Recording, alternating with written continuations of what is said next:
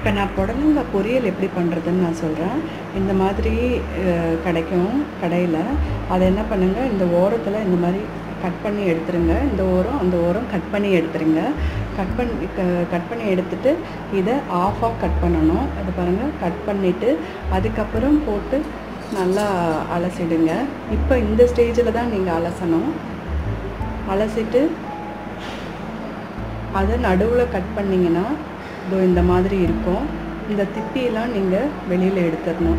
வெளியில் எடுத்துட்டு நீட்டமாக கட் பண்ணி இந்த மாதிரி பொடியாக எடுத்துக்கோங்க. பொடியாக எடுத்துக்கிட்டிங்கன்னா அப்புறமா இது வேகிறதுக்கு ஈஸியாக இருக்கும். இப்போது எண்ணெய் ஒரு 2 ஸ்பூன் விட்டு, டேபிள் ஸ்பூன் விட்டு, இப்போ கடுகு இது நல்லா வெடிச்சிருது. அதுக்கப்புறம் இந்த சீரகம் சேர்த்துக்கோங்க. சீரகம் எல்லாத்துலேயும் போடுறது எனக்கு வழக்கம். சீரகம் சேர்த்துட்டு அதுக்கப்புறம் என்ன பண்ணுங்கள், கொஞ்சமாக உளுந்து போட்டுக்கோங்க.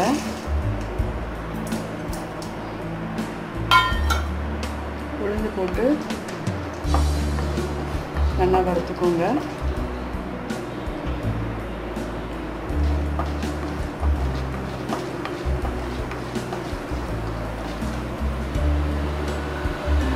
உங்களுக்கு தேவைன்னா வெங்காயம் சேர்த்துக்கலாம்.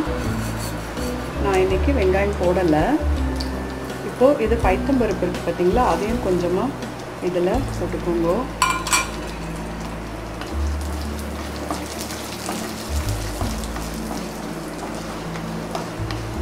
இதையும் நல்லா வதங்கிட்டு அதுக்கப்புறம் ஒரு நீட்டு பச்சை மிளகா காரத்துக்கு போடுறேன்.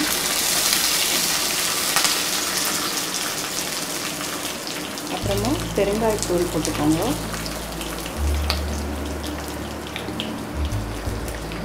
அப்புறம் இந்த கட் பண்ணி வச்சுருக்கிற இந்த சேர்த்துலாம் புடலங்காவை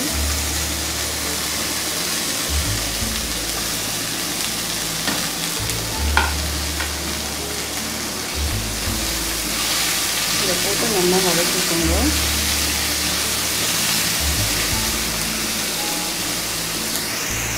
நேரம் நல்லா வதக்கிக்கணும். நானும் வதக்கிட்டேன். இப்போ என்ன பண்ணுங்கள், இது மூழ்கிற அளவுக்கு தண்ணி நீங்கள் வைக்கணும் வேகத்துக்கு.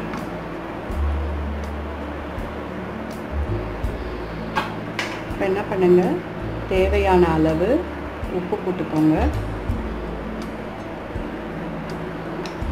தேவையான அளவு மஞ்சத்தூள்,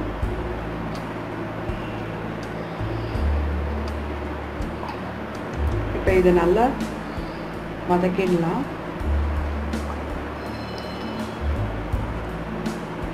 வதக்கிட்டு